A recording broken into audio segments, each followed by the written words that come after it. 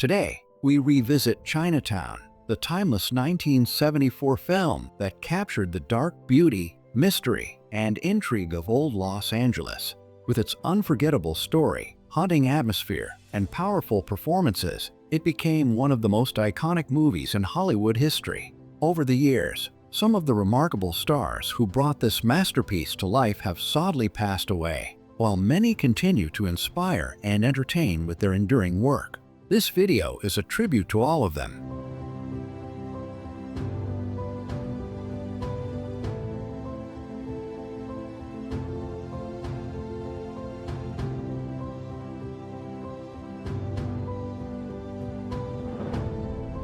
John Huston, the legendary American film director and actor who captivated audiences with his unforgettable role as Noah Cross in the 1974 classic Chinatown, passed away on August 28, 1987, at the age of 81, after a long and difficult battle with emphysema, a lung condition that slowly weakened him in his final years. In Chinatown, Huston's performance as Noah Cross stood out as one of the most chilling and powerful portrayals in film history. A wealthy, manipulative man whose charm and soft-spoken manner hid a deep sense of moral corruption. His calm yet commanding presence added a haunting realism to the film and showed the world that behind his success as a director was also an actor of rare intensity. Born on August 5, 1906, in Nevada, Missouri, John Marcellus Huston grew up in an artistic family. His father, Walter Huston, was a respected actor, and his mother, Ree Gore, a journalist. Though often ill as a child and raised through his parents' separation, those early struggles shaped his resilient and adventurous nature. He explored many paths before filmmaking, painting in Paris, boxing in California, and writing short stories. But destiny led him to Hollywood, where his imagination found its true home. Huston began as a screenwriter in the 1930s and soon rose to fame with his directorial debut The Maltese Falcon in 1941, which became an instant classic. From there, he built one of the greatest directing legacies in cinema, creating timeless films like The Treasure of the Sierra Madre, The African Queen, The Asphalt Jungle, Moulin Rouge, and The Man Who Would Be King. Known for his courage to tell stories about flawed and complex human souls, Huston earned 2 Academy Awards, 3 Golden Globes, and a BAFTA Fellowship, along with worldwide respect for his artistic honesty. Even in his final years, when his health was failing, he never stopped working, directing The Dead in 1987 while connected to an oxygen tank, showing that his love for storytelling was stronger than his illness. He was also a proud father to actress Angelica Huston, whom he directed to an Oscar-winning performance in Prizzi's honor.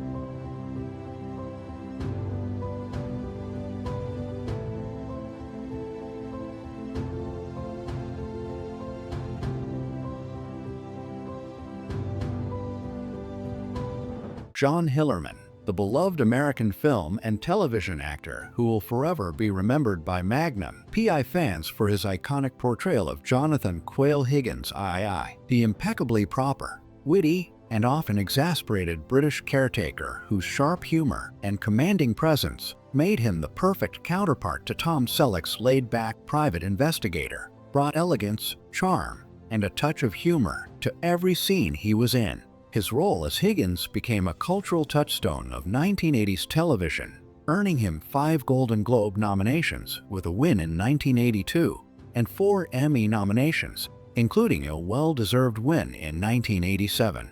Sadly, John Hillerman passed away on November 9, 2017, at the age of 84, at his home in Huston, Texas, after years of health complications, leaving behind a legacy of unforgettable performances that continue to delight audiences to this day. Born John Benedict Hillerman on December 20, 1932, in Denison, Texas, he grew up in a modest household as the son of Christopher Hillerman, a gas station owner, and Leona, a devoted homemaker. From a young age, John displayed an extraordinary curiosity and intelligence, developing a love for opera that saw him traveling long distances just to attend performances, and later studying journalism at the University of Texas at Austin.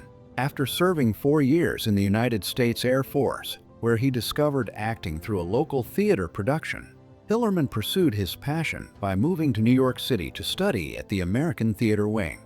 There, he performed in over 100 stage productions over 12 years, honing his craft and developing the skills that would later define his screen presence.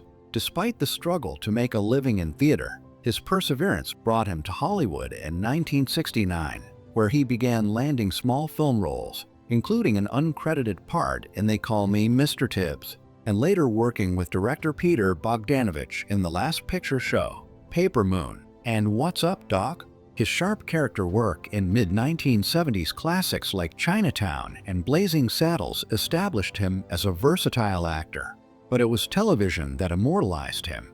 From his early work as the sly Simon Brimmer and Ellery Queen to roles on One Day at a Time and The Betty White Show, Hillerman continually impressed audiences with his wit and impeccable timing, until Higgins on Magnum P.I. became his crowning achievement.